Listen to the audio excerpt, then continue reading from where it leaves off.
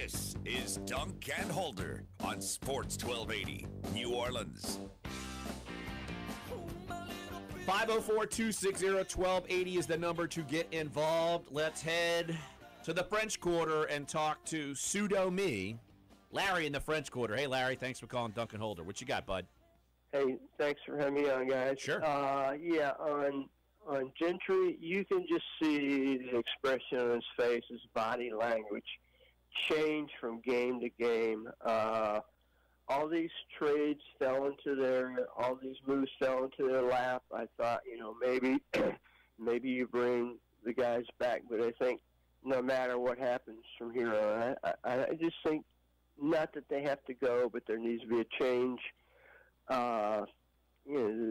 If he's showing his stress like this, he's just tool. I mean, it's a terrible thing to say. Melo, I always thought that he'd missed a chance by teaming up with Alpo for some kind of poster child for that dog food. I mean, the guy's nothing. He's just, look at LeBron,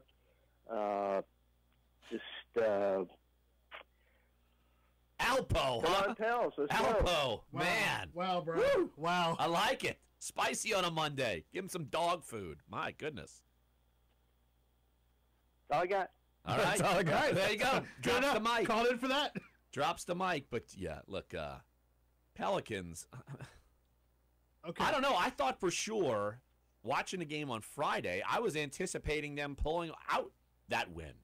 And, all right, they'd get back on track. I don't know if they would win against OKC because I think overall OKC has better pieces everywhere. I think they're a better team than the Pelicans. But I thought they would win in Cleveland, even with Anthony Davis not playing at his best. And all of a sudden, nope, no dice. And then now you are 4-game losing streak. And you are, Jeff, as you just alluded to in the last segment, they tie with Denver, they're out.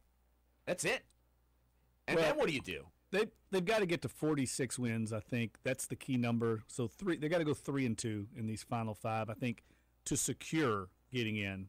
I think 45 wins possibly would still be good enough, but you can't take that chance because you're playing the Clippers, and if you lose to the Clippers in L.A., you lose the tiebreaker to the Clippers.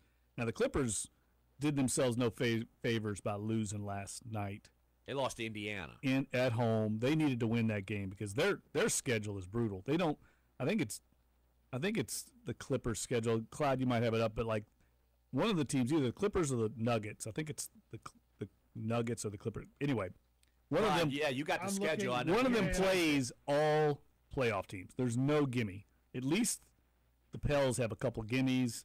The Utah, you look at them, they've got some gimmies, but there's nothing on the schedule for one of those two. So they're going to have the work cut out. The Clippers play almost all home games.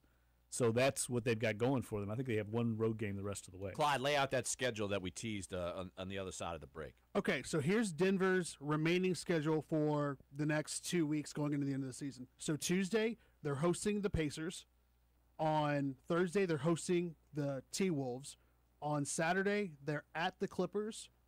Next Monday, they're home against the Trailblazers. And then their final game of the year is at the T-Wolves on Wednesday, April 11th. So that's their schedule. Every team in the playoff hunt. The problem with that, the Clippers are the only team outside of the hunt, but of course they're still in the hunt. Like, right, they're in the outside hunt. of the playoffs, but they're in the still hunt. have motivation. Every team will have except the Blazers, who could have the fucked up by then. Well, they're 3 games up right now on the Spurs. They've clinched a playoff spot, and at that point, you're right. They might just kind of back off because they'll have so many games and they get them in Denver. Right. So. And I do have the Clippers schedule now. So this is the rest of the Clippers' schedule going into the end of the year. So Tuesday, tomorrow, they take on the Spurs at home.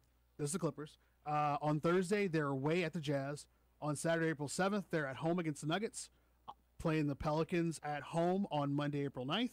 And then they close out the year at home, basically, with a game against the Lakers on Wednesday, April 11th. So you've got the Lakers, Pels, Nuggets, Jazz coming into the Spurs on Tuesday. Not easy sledding for either one of those teams, which that at least benefits the Pelicans. But look, it's What was that? I'm just because okay, they lost 4 games in a row. They played all very good teams. At least the Pelicans, all the schedule that we laid out. At least, as Jeff, as you alluded to, they at least have some layups in there, which at this point is clutch because if they're playing anyone on the same level, I mean, there's no guarantee that a win's going to happen, and you never know. I mean, we look. You figured OKC is right on that level. Now they're what? A game and a half above the Pelicans, but that's your level of competition. You can't beat them at home. Where are you going to beat some of these teams? Well, I think the bigger question is, can just slipping in the playoffs. I mean, this is what I wrote back when DeMarcus Cousins got hurt. This team still could slip in the playoffs, but getting in as the 7 or 8 seed and getting eliminated one and done, potentially getting swept. I'm not sure they'd get swept, but is that good enough? Is that what the team should aspire to? I realize losing Cousins was a huge blow, and that, by the way, guys, is worth talking about because I think that loss of Cousins right now is what's wearing on Anthony Davis. Anthony Davis, you can sense the burden he feels of being the guy, and Drew Holiday did not step up last night. And when you're on a court like that with guys like Russell Westbrook and Paul George, all of a sudden, and your boy Melo, and Melo, I'm not throwing him in there. He doesn't count to me. You'll say Corey Brewer, but not Melo. It gets or the guy with the man bun. What's his name? Steven Adams. Yeah, the guy who looks like the guy from Game of Thrones, the Dothraki dude. Yeah, I don't know how. By the way, the Pels whipped the Thunder have done so because. Last night, late in the game, I was like, this team just does not match up with the Thunder.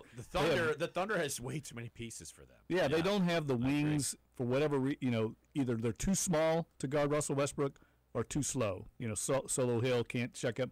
It's just a tough matchup, and Steven Adams is defensively so good at least neutralizing Anthony Davis, but when Cousins is there, Cousins can get in there and bang and trade elbows with Steven Adams, and that frees up Davis, and that creates a huge mismatch problem for the Thunder.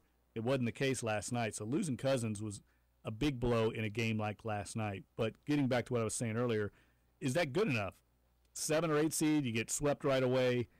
You don't win another playoff series. They have a chance if they could have finished 4th or 5th, and they still have that chance if they can finish 4th or 5th to still win a playoff series. That, to me, should be the realistic expectation of this franchise to at least win a playoff series. They've won one.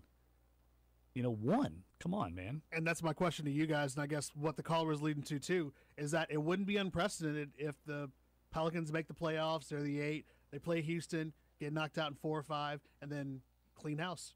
Would you see that? Well, we saw that with Monty Williams. They slipped into the playoffs, and they celebrated like it was the damn Super Bowl, and then they lose, and then Monty's fired, and then, look, the GM's still the same guy, just saying. But anyway, I agree. I mean, what is that enough? I don't know if that's enough. And they might not make it. Well, exactly. They might not make it, and they might be one and done. And I think what Larry from the French Quarter said, I think he made a good point.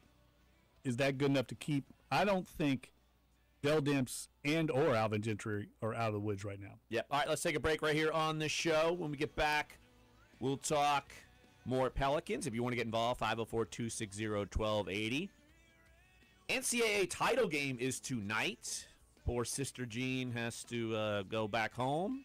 She's out, and the players are too, but got a couple of blue bloods playing tonight.